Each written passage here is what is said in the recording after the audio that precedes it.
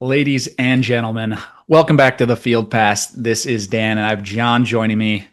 A somber episode we have upon us, John.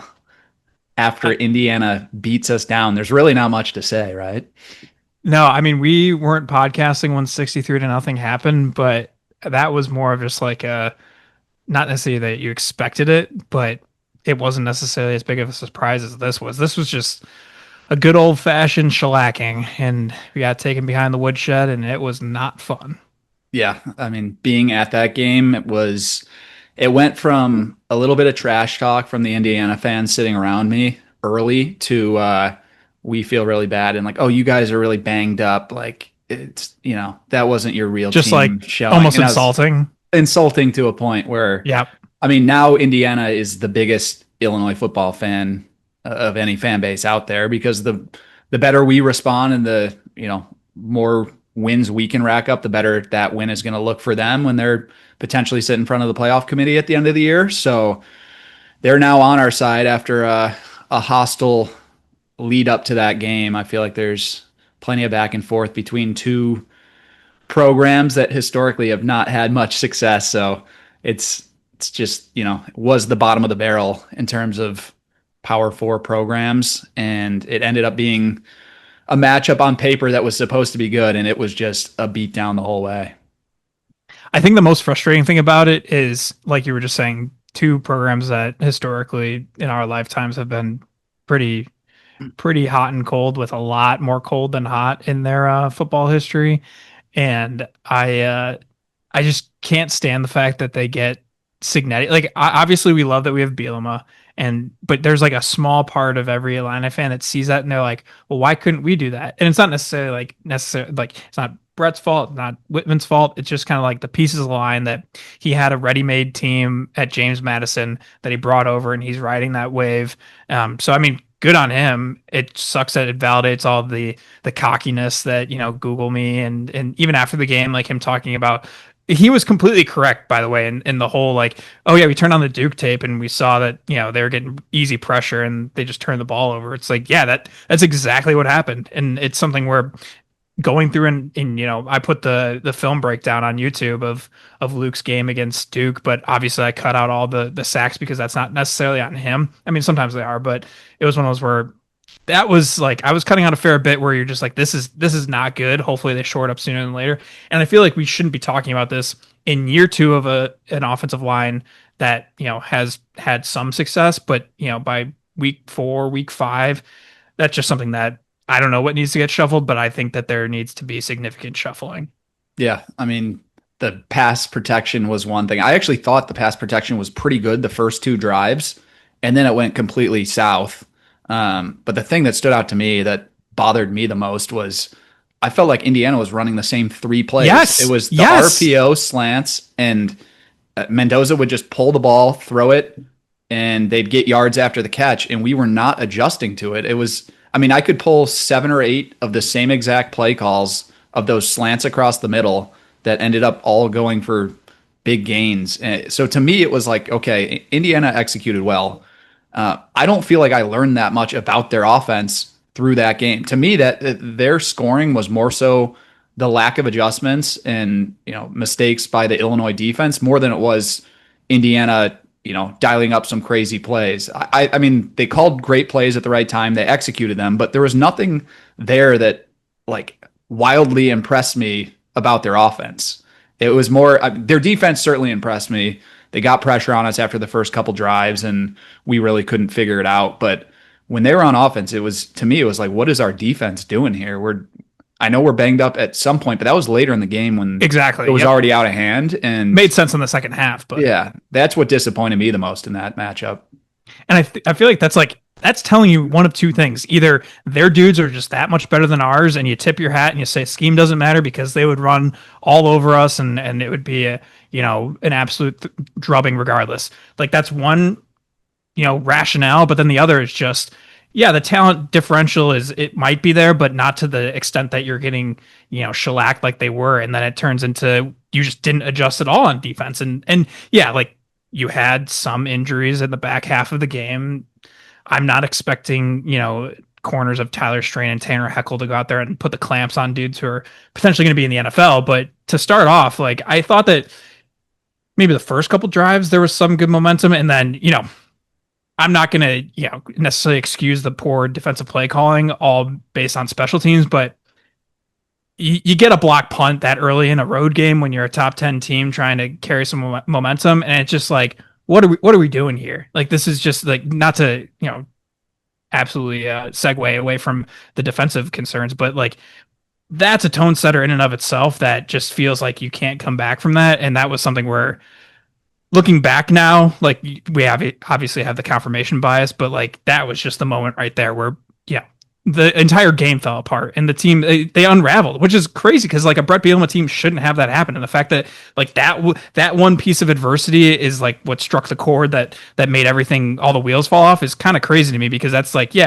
had the answer, but then they just never recovered on defense. The offense, got absolutely lit up, and it's just like, okay, what are we doing here? Yeah, and the punt block too. Indiana had 10 players on the field, and they still blocked the punt. I went back and counted them just to make sure, but Bielema said it too, and I confirmed it. 10 players were on the field, and we still allowed the block punt. We did respond right after that pretty quickly with the deep touchdown pass and tied it back up 7-7. And I thought, for a minute there, okay, maybe we calm the nerves after the deep touchdown and figured things out. And there was not much positive to take away after that moment. So disappointing, certainly. I mean, we're talking about the defensive issues. Like, there was one play, one of Indiana's 9 touchdowns, where it's like a 10-yard out route in the end zone, and Tyler Strain, I think, had the coverage, and I don't know what the play call was, but it was the easiest pitch and catch for a touchdown I've ever seen. Like, he wasn't in the picture on the replay of a wide open pitch and catch from Mendoza to, I don't know if it was Cooper or Surratt or whoever it was at that point.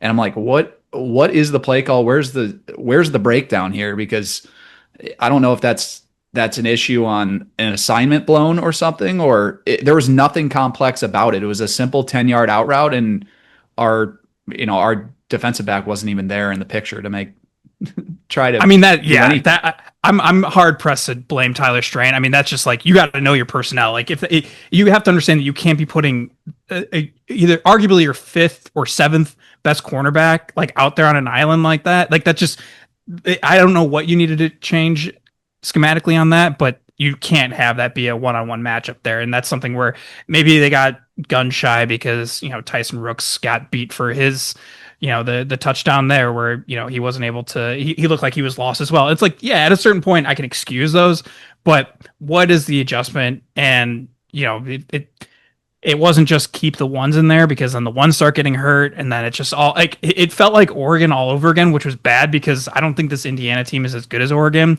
And also Oregon kind of let up off the gas in the second half, and it kind of felt like you could stumble away with a moral victory. Whereas this, it's just like, looking ahead to USC, I don't feel any shred of confidence, because they look pretty good against Michigan State. And, I don't know how they're going to address things with the injuries that they have and the schematic changes that are needed. And like, yeah, I trust Brett Bielema in the long term, but this is something where kind of a culture shock for the fan who is hoping that, we'd be ranked the entire year.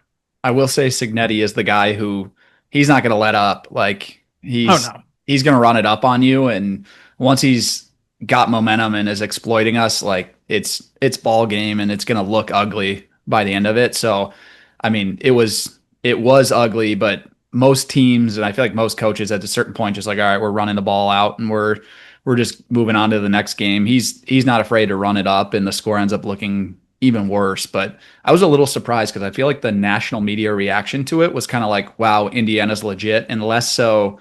There was less hate toward the Illinois team than I thought we may receive after that game, which, I mean, as an Illinois fan, I'm happy with that, because if that's the takeaway, that Indiana's legit and, caught Illinois on the wrong day, and, maybe there were a couple of Illinois injuries, and that's kind of the narrative, I'll run with that all day. But, I thought we were seismically outmatched pretty much across the board. It was more so the game plan was never good. The execution was bad, and a couple mistakes, a couple penalties at the wrong time when you're backed up, and you get a first down on 3rd and long from backed up in your own end zone, and then it's called back because of a penalty. Like everything that could go wrong essentially did go wrong, and that was all, created by us. And I feel like the positives that you would try and find, like grasping at straws, like Barry Lunny, I don't think he necessarily got the opportunity to call the game he wanted, but I still have full confidence that he's able to put out a good script and also adjust based off of what a defense is showing him. And I have a lot of faith that Luke, maybe he's not quite the top tier quarterback prospect that Mendoza is, but I mean, he's making enough throws and he's got enough talent that he should be able to, take care of his job and execute. And maybe some of those sacks he does need to, either get the ball out sooner or he needs to not be so gun shy or see ghosts so quickly. But like, I'm very reticent to blame him for when you're just having that much pressure. It's kind of like, I mean, I'm sure a lot of Bears fans listen/watch. It's like when Jay Cutler, he was getting happy feet the moment the ball was snapped, and just like your eyes are drawn to the offensive line when they should be looking downfield, and then you're like lacking your progression and then everything's going bad and then you're getting sacked. It's not necessarily on the quarterback, and I'm not going to blame that all on that process yet. But if we see it later in the season, then we can look back and say, yeah, he got absolutely crushed against Duke and even had some issues against the two Western teams. It's like it wasn't, all peachy there. And then Indiana opened the floodgates. You got USC coming in. They love sacking the quarterback. It's like, I want to find those positives, but it all obviously starts up front. And like, if you're not getting the protection, if you're not run blocking sufficiently enough, that then you can have some kind of semblance of an RPO game. Cause that's the whole thing. It's like, you could look at the game and say, well, IU is able to run the RPO so effectively, or just run the quick game so effectively.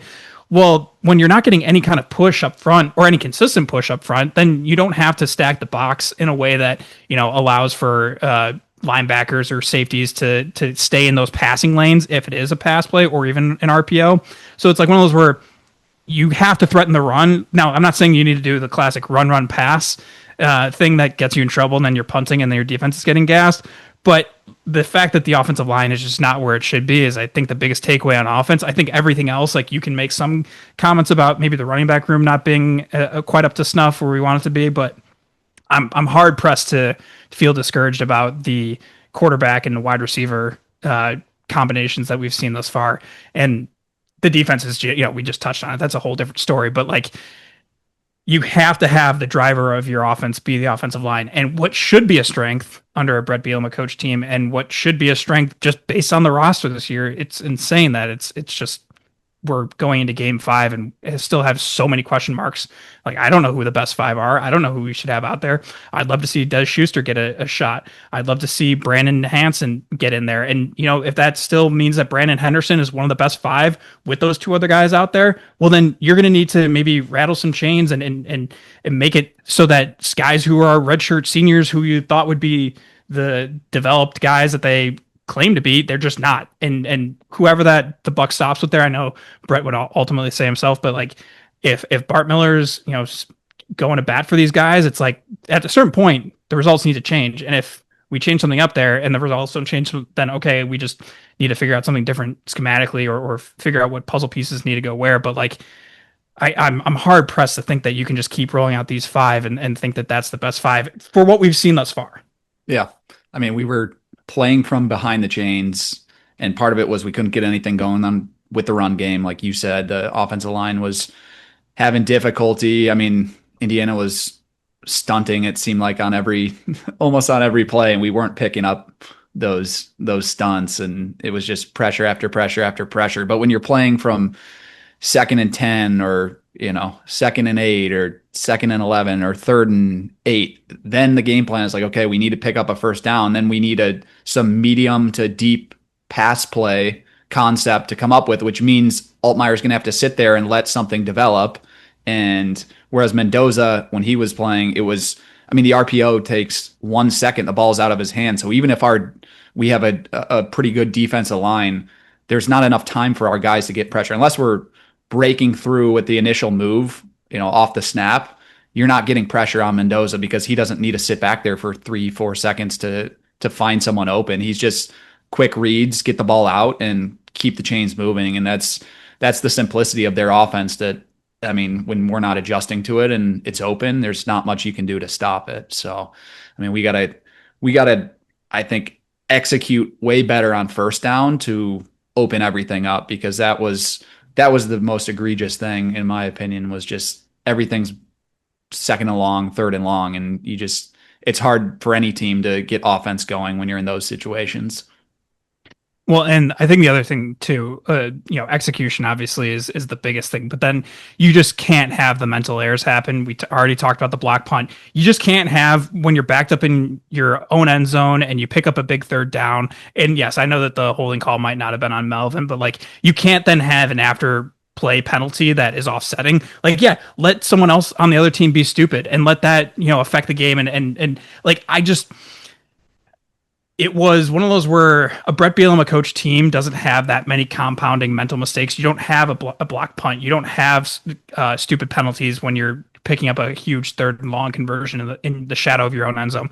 You don't have guys hanging their heads immediately upon getting, curb stomped in the first half. Like these are things that are not necessarily the best signals for a team that returns 16 starters and has all the experience, and this is something that is exciting. And now this is obviously super emotional and super reactionary. I'm not saying that like we can't go out and win this weekend or that we can't still have a great season relative to expectations of our recent lifetimes. Like, yeah, it could end up still being an 8-4, 9-3 season, and we're going to be very happy about that. It's just one of those when you see these kind of things and you wonder like what can you do to get to the next level, and you see a team like Indiana that was farther below the depths of the basement of the Big Ten than us for much of the last 2-3 decades. It's like if they can do that and execute like that and get the good players, like how are we going to get to that? And then you see us kind of like doing the exact opposite and shooting ourselves in the foot and not playing up to your best potential. Like even, yeah, if you gave it your best shot and you got swamped like that, okay,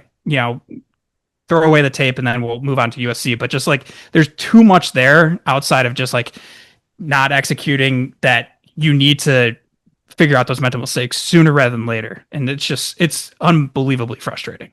That game put my brain in such a pretzel with this team and the outlook going forward, because I thought we're a good team. I still think we might be a good team, but maybe Indiana is legit. Maybe they're not. It's just so hard to say. And it totally screws with my brain, because had it been a close-ish game, even if we lose by 2 touchdowns, but it's somewhat competitive, I can make the leap to, okay, this team is still a, potential even playoff type of team. But the way it unfolded, now I'm like, what is this just going south in a hurry? And you mentioned last year, the Oregon game, and then you come back after that game and you play Minnesota and you lose at home.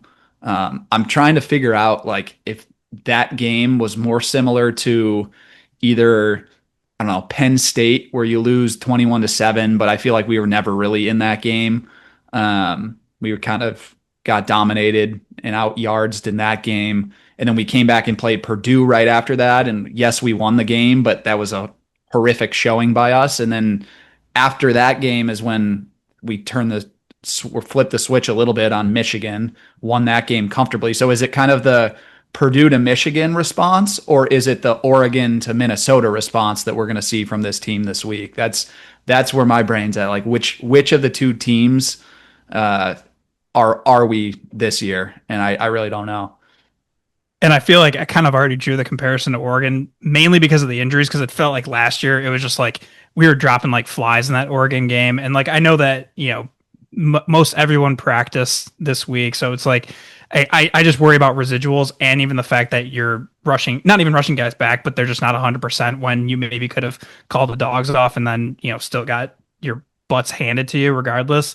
And it's one of those where this probably does look a little bit more like a Minnesota game than, yeah, that bounce back against Purdue. Also, because of the way that happened, like I was, to your point, like if we had lost by a couple touchdowns, even like 3, and it was like, even if we had like a late touchdown that made it a 3-touchdown game, I'd be like, okay, well, maybe, we're still favored, or, it's a neutral spread against USC at home. And it's just like, I totally understand why it's what, up to a touchdown almost. Yeah. At this point. Like I think the market might be overreacting a little bit because of how Illinois football is covered the first 3 weeks, and then they get absolutely smoked. So maybe it's a little bit too much of a market correction, but I don't think that it's still, if like we think that it's a couple points off, that's still 4.5, 5 points at home in a big noon kickoff game against like a team that's coming from LA and playing 9 o'clock AM, their local body clocks. Like that is all factored into like when Vegas is setting these lines. Like yes, they're trying to get as much action as possible. That's like the real driver, but like they're setting that line knowing all these underlying factors are going to be taken into account by the big fish that are then going to bet based off of that. And like all those things are priced in. So like that's something where if we're looking at that, even just through a semi-objective measure as the point spread, like not great that you get your butt handed to you when you're a top 10 team. And then you kind of have to lick your wounds at home when you're a fairly considerable underdog. Again, like another touchdown underdog. And we saw what just happened with that when you were a touchdown underdog against Indiana. And I know that they're two different games. And I'm not trying to necessarily say we're going to get smoked 63 nothing like Iowa at home. But like, I am very, very, very worried. I want to play this out. Like the two paths we could go down. Let's say we win the game. How does that change your perception of things going forward? Was the Indiana game so detrimental that like you'll forever have that cloud hanging over, or would a bounce back win against USC kind of reset your expectations again? And likewise, if you lose, where do you see this trending to? Well, I think to take a bit of the emotion out of it, if we were talking preseason, which we did, like I think 3-1 through your first four was kind of like the expected case, if not like even the better case. Right. Obviously 4-0 would be best case, but thinking that Duke could be a threat, you assign maybe a 50-50 shot against them and then maybe a 50-50 against Indiana as well. So you're leaving with one total win when you're looking at it objectively preseason. So, and then I think, the common consensus is the two big dogs in terms of home games would be Ohio State and USC.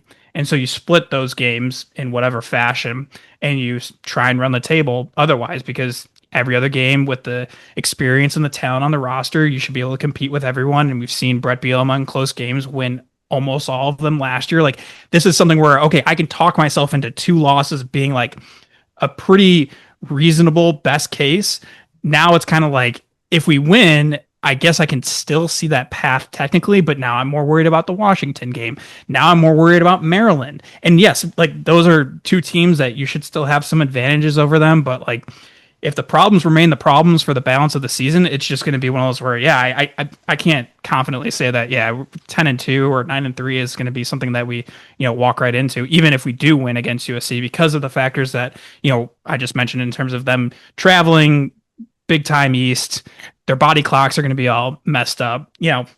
I could see them, being a little loose or a bit off, but then that might not still solve the underlying problems because you got healthy against the USC team. So healthy being a relative word, but like I'm curious what your take is on that, but like I want to kind of try and marry the preseason like thoughts about this and where we are sitting at 3-1 and that like technically I think that's a good thing, but with the way that we've now seen the actual results, I don't know if I'm quite as optimistic that we can, just go on that run, that back half of the schedule that seems pretty easy, all things considered. Yeah, if you just flash me the record prior to the season of where we're at through four games and I saw it was 3-1, I'd be like, okay, we're on track with kind of expectations in my opinion. But I do feel like the way that Indiana game unfolded, there's unfortunately kind of this cloud over us now that regardless of how many games we win, we're going to have that and be like, oh yeah, but we got demolished by Indiana.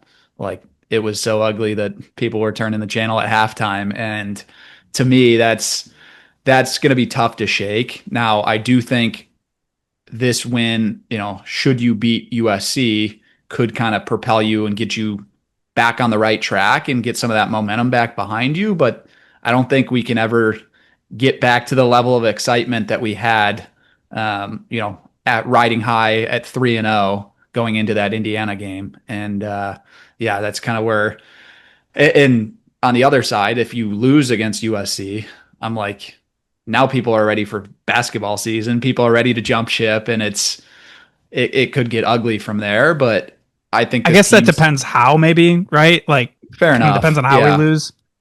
Yeah, if you are not super competitive, you lose by 2 touchdowns or 17 points or something, and USC kind of has their way with us, I think people will be jumping ship. People that wanted to join the bandwagon will be jumping ship, and they see then the Purdue game coming up, thinking, okay, maybe you win that one, but then you have to go take on Ohio State right after that, and that's probably a loss at that point as well. So it's like, all right, now we have 3 losses, and what was supposed to be a fun season for people is no longer, as fun. But I still think the floor of this team is so much higher than we've had previously that even if you lose a game to USC, like I think the way the schedule sets up, like you said, now we're starting to see the picture a little bit better. A team like Washington's probably better than most people thought preseason. Now that we've seen them play a couple games, Damon Williams looks really good. Like you said, Maryland's looked pretty good so far. So some of those games that were more unknowns, we're starting to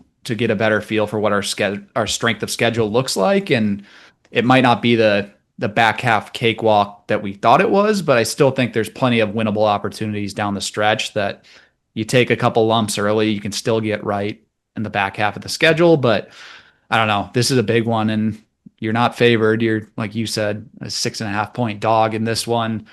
Fox Big Noon kickoffs here for the first time, getting a big national pregame show to come for Illinois football, and it's just such a bummer that the Indiana game unfolded like it did, because there would have been so much more excitement and buzz going into this, even if you lost that Indiana game in respectable fashion. But because, like we said, it was so ugly, people are just, there's that portion of the fan base that is vocal, that is just like, oh, this team's garbage now. Why am I investing any money or time or resources into them? Like, we're just going to get beat, and it sucks to have that negative kind of cloud hanging over us. Yeah, I think that those people have either lessened via just like higher concentration of fans now on the bandwagon, so they're just less, or a couple of them have bought into the Bielema effect and maybe they're coming around. So I don't know if it's necessarily going to be quite the attrition to, basketball season, or, the stands not being as full if we do lose against USC, because I think people can kind of like, at least me, what I'll be doing on the podcast is just talking about surviving and advancing through Ohio State. Like, you just survive and advance. It's a week by week league, and then you get to your 2 bye weeks that are, kind of nicely, in retrospect, like them being so close together, you just kind of like try and survive and advance through that second bye week, and then get healthy, like figure things out. Brett Bielema off a bye week is good, so give him 2, and hopefully that's 2 wins, and then you kind of just build off that momentum for the rest of the season. And like that's the way that at least I can talk myself into it. Even if we do have 3 losses to USC, Indiana, and Ohio State, I think that that's something where, looking through the rest of the schedule, I can still get back to that point of, yes, the talent disparity isn't quite as much, because we can talk about the teams when they come up, and like, you were just touch on Washington's talent, and, Maryland looks like they might have a real dude as a true freshman quarterback. And, you got to watch out for the pluckiness of a team like Northwestern. Like these are things that, we can, but that's not like an overwhelming disparity where like Indiana had, they have a lot of NFL talent on that team.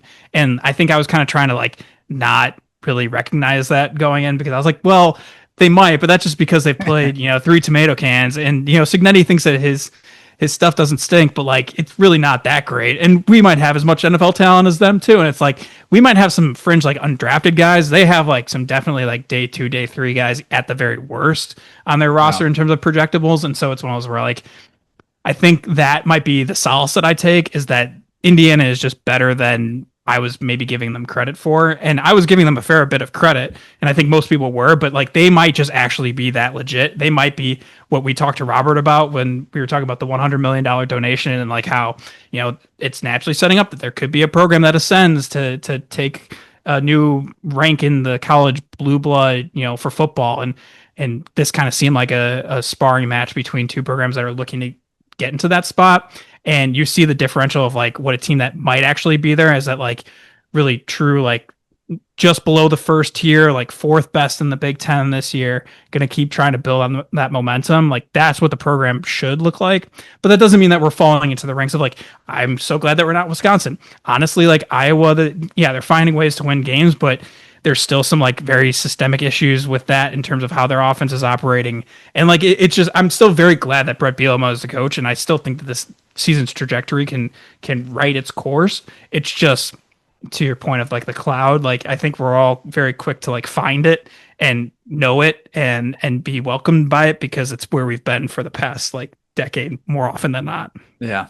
How about the dummies over at Fox Sports who announced they were coming to Champaign like a couple hours before that Illinois Indiana game? They had to be pretty upset with the way that went down. Yeah. I think that was maybe the Penn State administration putting their thumb on the scale a little bit because they really wanted that whiteout to not be at noon because that's like their big thing, and they've been very them and Ohio State have been very vocal about not liking how Big Noon makes their marquee games not at night where you don't get the good stadium vibes, and like I get all that. So I wonder if that was a bit of like, well, we're going to kind of hope this into existence that Illinois is like either good enough that they win or that they look respectable enough and that USC beats Michigan State. And we've got like a nice ranked matchup that where we can go to Champaign and we don't even need to necessarily worry about Penn State being in our ear right now about not wanting to play Big Noon. I think it might be those two factors kind of coming together and them just being like, oh, we probably shouldn't have done that in retrospect, but they probably were not necessarily encouraged, but I'm sure there are some people making a big ruckus in the Big Ten offices from Penn State's admin, being like, you got to have some sacred traditions here, and the whiteout needs to be a night game, and we can't keep messing with it. And it's like I kind of get it to a degree because that's like what makes college sports great is having those kind of environments. But then also all these people are profiting big time off of the money that Big Noon is generating. So it's one of those where I see both sides, but I'm wondering if that's kind of the underlying factor as well. I feel like Bielema has been kind of on, Fox Sports and ESPN College Game Day, trying to push for them to come to Champaign, and dating back to last year, 2 years ago, trying to make a push, knowing that we haven't had either of those broadcasts live from Champaign. So I think there's probably a desire from them to go somewhere new and try to do something different. You can only go to Georgia and Alabama and LSU and Notre Dame so many times before it's like, all right, there's not too many new segments we can do on this. And I think there's a novelty factor to going to a school like Illinois where you've never been, and you get the fan base excited about it. Unfortunately, when you come off the heels of a beatdown like we took against Indiana, there's a little bit of a damper on it, but I still think the crowd will be there. People were buying tickets early in the year. I mean, this game sold out months ago, so should be a good crowd regardless, good tailgating and a fun atmosphere, and hopefully a fun football game to go along with it.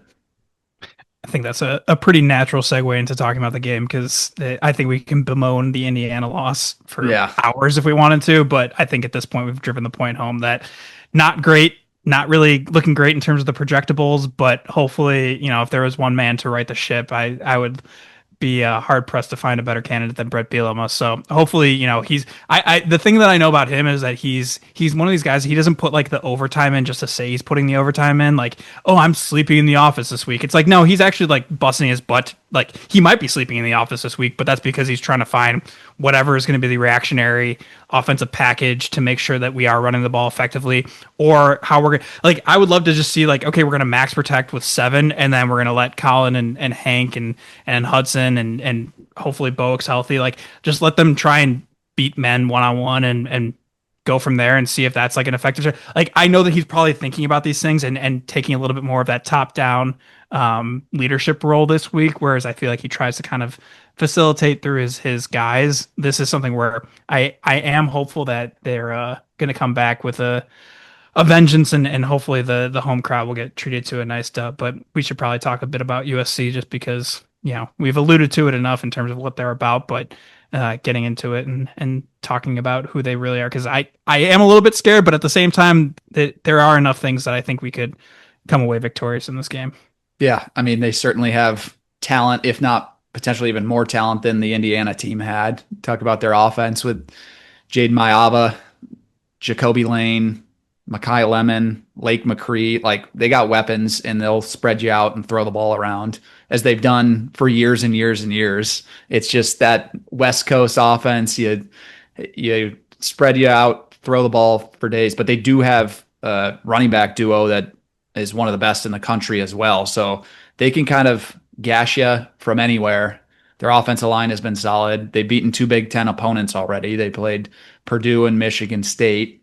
I thought the Purdue game, Purdue actually hung in there, and that was one of those come to West Lafayette, play them early Midwest game, and that gives me a little bit of hope seeing how that one played out. USC ended up getting it done, but Purdue's not much of a team this year, and Ryan Brown still went for 300 yards and passed for 300 yards in that game. He did throw 3 interceptions, but like the fact that they could move the ball, Purdue could move the ball that effectively against the USC defense gives me a little bit of hope.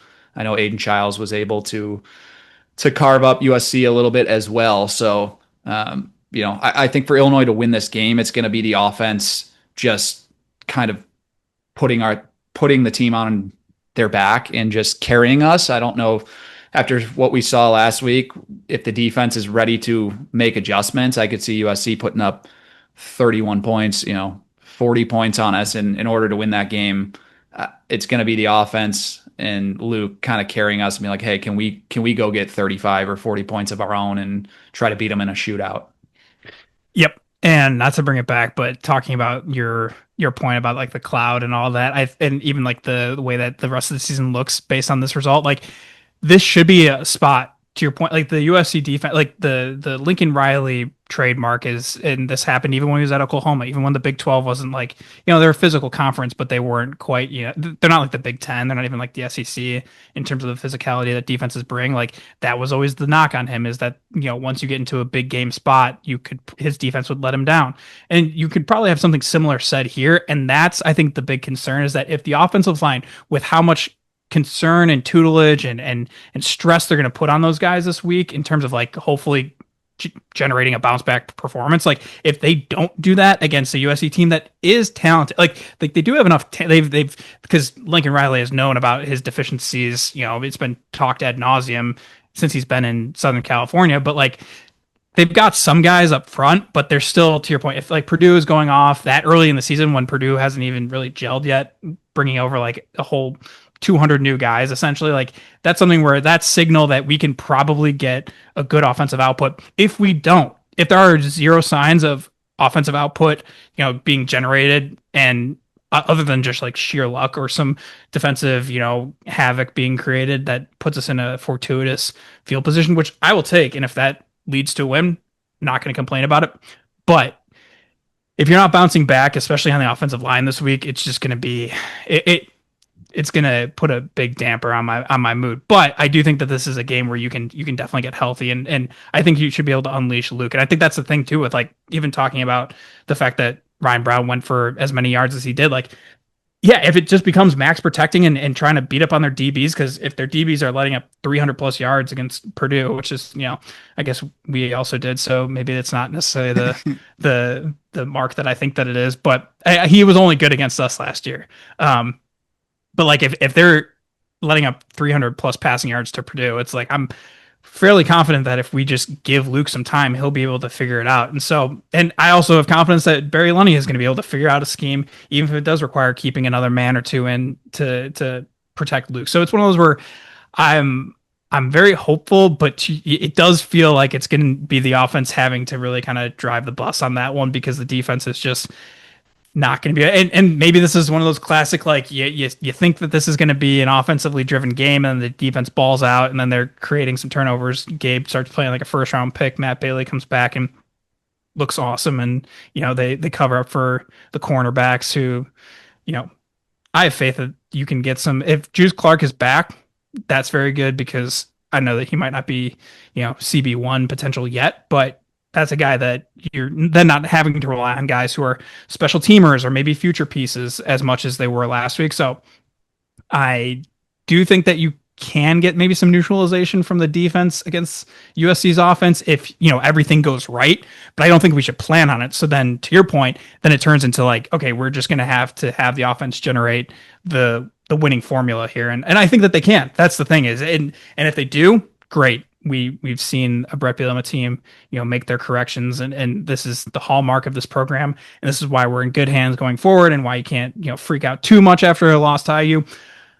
But it kind of depends on how the game looks too, because that is definitely going to be a telltale sign for not only the rest of the year, but then, how is this program looking in 2 to 3 years based off of the way that the offensive line has been curated. So just like, not to keep it like so forward facing, but just, yeah, it's pretty basic. Can you execute offensively? And if you do, then you're going to give yourself a good chance to still be in the game. And if not, then we're going to have another conversation like we just had this week. All right, give me your player of the game. All right. Player of the game, I'm going to go with Caden Fagan, just because I think a lot of that, what we just building off what I just was talking about, I think key and pass protection is going to be something that is going to be overly scrutinized, but I think rightly so. I think that he's a guy too. Like that's something where I hope that Brett's pulling him into his office and sitting him down, and they're talking about whatever schematic changes are going to happen, whatever protection that they need to be doing. Like he's going through not just with the offensive line, but he's getting a guy like Caden in there and saying like, this is when Luke is calling that, like, not that they haven't drilled that, but just like making sure that everyone is on their P's and Q's. So I think that's going to be like the big area of scrutiny for me, at least in terms of if he's doing that, he might not even put up some great stats, and I'm still going to be a huge fan of how his game looks. But I think against a USC defense that, once again, the trademark of them is not to necessarily be overly physical. If you can wear them down and get enough points on them, and then in the third and fourth quarter you just lean on him, he's a great guy that can probably seal a game away. So he's going to be my pick of the week. Yeah, USC's defensive front I think they lead the nation in sacks, and maybe it's one of those games where you try to pull the string, kind of what Indiana did to us. You get us caught trying to rush the passer pretty heavily, and you dump one down on a screen pass, and Caden Fagan gets it. When he gets up to speed, he's hard to stop. It's just he's not going to accelerate. I don't feel like he hits the holes with a ton of speed, but if he does and he's able to get some momentum behind him, he's so physical and so big and fast that he's almost impossible to take down. And I don't know, I like that pick just because, to your point, USC is not typically a super physical team. And if he can have some sort of edge going into this game, I mean, he's a force to be reckoned with when he is playing with that kind of violence. And we haven't seen a ton of it yet, but if he can get that going, I could see him having a big day. So I like that pick. I'm going to go with, on the defensive side of the ball, a guy who I think we need to set the tone. When you lose a guy like Xavier Scott, you don't have the edge that you typically have. Like, you don't have that Devin Witherspoon kind of attitude. And I think the one guy that has it, who seems like he'll be back from the concussion, is Matt Bailey. And I think we need him to have a big play early, because I'm guessing it's going to be a sleepy crowd.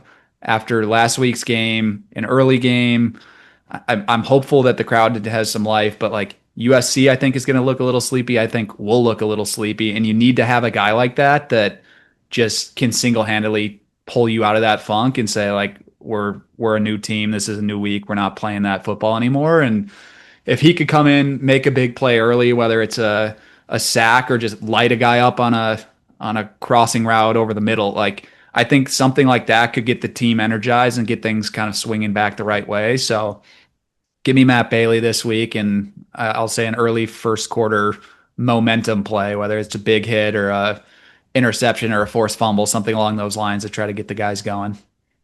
He might be the best since Jake at the peanut punch. Like, he is constantly looking, and he's so adept at it. Like, he is very good at getting his fist on the ball and knocking it out. Like, even if it's something where it's like dudes up on the sideline and like, yeah, it might be a forced fumble. I'm always looking for those kind of plays where like a guy is going out of bounds and he gets it punched out by like a guy like Matt Bailey, and then they throw the little blue bean bags, essentially noting that it's a forced fumble. Like, he's a guy who's just like always looking for that, regardless of where he is on the field. And I think that, yeah, that's the kind of game changer that you need to have rise to the occasion for a game like this. And yeah, it's homecoming. It's going to be, getting after it early. Hopefully, I saw that there was like a fun deal starting at 9:30 that, you can get, pretty cheap drinks and hot dogs and popcorn and whatnot. So if you're there, go have some fun in the stadium early and often, and maybe it won't be as sleepy. But yeah, I think it's going to be one of those where not only are the players licking their wounds, but people might be licking their wounds in the tailgate lots, and maybe taking a little bit longer to get into the stadium. So if to the thousands and millions of Field Pass listeners who are listening to this right now, if you're going to the game, get in there early, make a lot of noise, get the boys some juice, and lead the team to victory. All right, score prediction. How do you see this one going? And on that note, I'm going to predict a loss, just because I just can't. It is year 2 of this offensive line. It's not only year 2 of the same offensive line, but they're full. It's not even like a Lovie Smith early in his tenure. I'm just going to play a bunch of freshmen, and yeah, it's year two, but they're still true sophomores or redshirt freshmen or like no. These are guys who should have this figured out pretty handily at this point. Like this is just inexcusable. And so seeing that against IU and seeing it against Duke, like once again, it was something that hopefully was going to be corrected. So you don't want to like bag on the bad. Like you don't want to keep bringing that up just as like because that's not necessarily what, like we can talk about it. And I'm more than happy to break that kind of stuff down. But like focusing on the negative like that is not necessarily what we need to be doing every single week, but it was definitely there. And then to see it, not only just exposed to somewhat of a degree in the same way Duke was, but just abused in the way that it was, I'm very concerned, especially to your point. USC, leads the nation in sacks, or they're tied for the lead in the nation in sacks. And it's like, that's not necessarily a recipe that's going to, instill confidence in me when making this pick. So I'm going to go USC 37, Illinois 28. So I guess it'll be kind of close, all things considered. Obviously not covering based on that score, but I think that's a result I can sell myself on at least. But if it's like 37-10 or 37-13, I'm gonna be pretty upset. All right. I was going to go USC winning this game, but I feel like in order to counter you out, I had this weird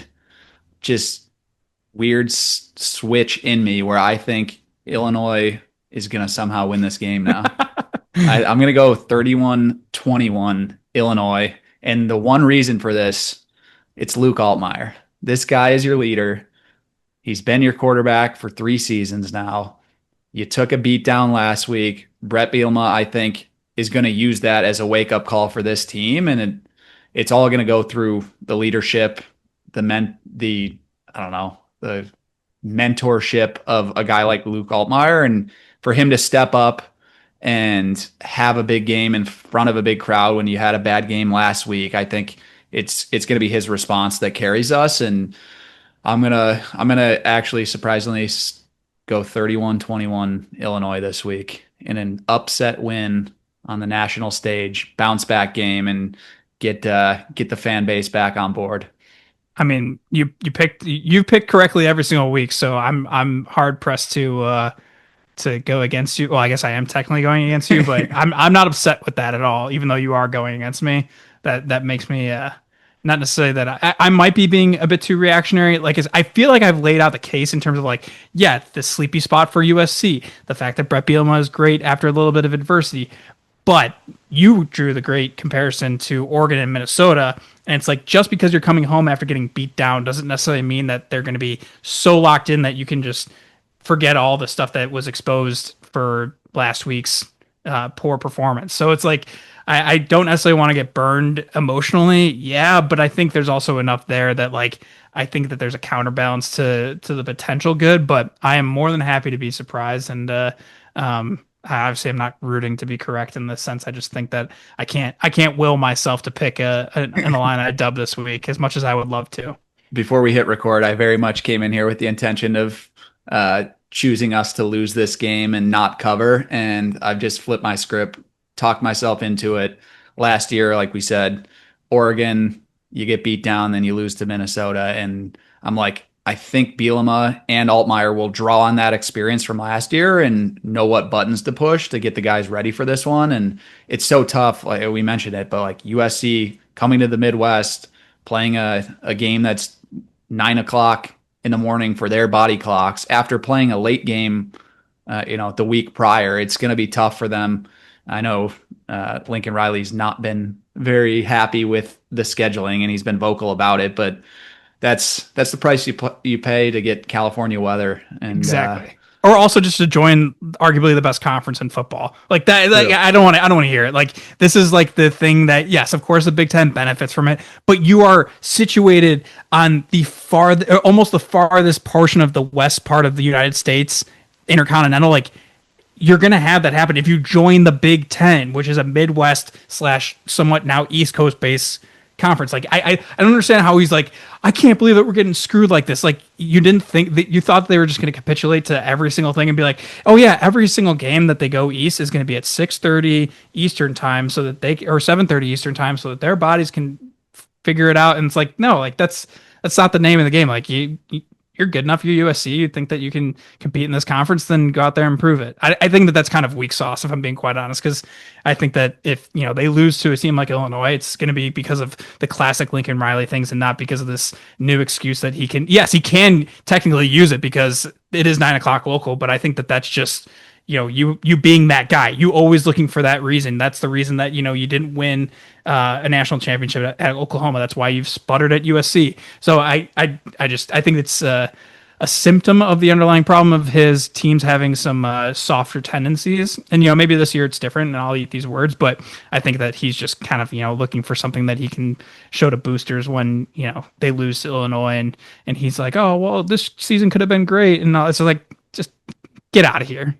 Before we wrap up, allow me to get pre-mad about the fact that they're going to show the Rose Bowl game highlights like 1,000 times, because that's like the history they have between Illinois and USC. It's where it's going to go. It's going to be Juice Williams, Jay Lehman, and it's going to be Ray Malauga or whatever the dude's name was, Reggie Bush. And it's just going to be, I don't know. I don't want to. I don't want to deal with those highlights being shoved down our throat, so I'm already upset about it. You already know that. Yeah, you know that Leinert's going to be on the set of Big Noon Kickoff, needling those things and making sure that he's really putting some emphasis whenever they show them in the pregame and even during the broadcast. That's going to be a tone setter for the faithful watching. So just don't get too triggered by it, because the days are better, But yeah, I can't control what you're feeling. If you're getting mad, then just go into the stadium at 9:30 and drink so many beers that are like $5 off or something like that, and have a million hot dogs. I think I saw Bob Zupke tweeting that destroying hot dogs at 9:30 in the morning is just ridiculous. And I want to meet the people who, like, I consider myself somewhat of a hot dog fan, and if you're in there at 9:30 just hammering glizzies, then please find a way to contact us, because maybe we'll bring you on for an interview, because that's just, we need more than 3 dogs consumed. If you do that before, let's say 10 o'clock, then you are potentially getting an open invite to the field pass. I'm making that executive decision right now. Say anyone that's eaten 3 hot dogs before 9:30 a.m. has the resume to give the pregame speech to the Illini, because if you have that kind of energy, that's what we're going to need on Saturday. Yeah, get that guy. Find someone who has eligibility and is eating 3 hot dogs at 9:30 a.m. I need that person on our squad in some capacity. Josh Whitman, make it happen. All right. We'll leave it there. Illinois, USC, Fox Big Noon kickoff, 11 a.m. Central Time. Bounce back opportunity. We'll see 2 ranked teams going at it again this week. So appreciate you guys for listening. As always, thanks, and go Illini.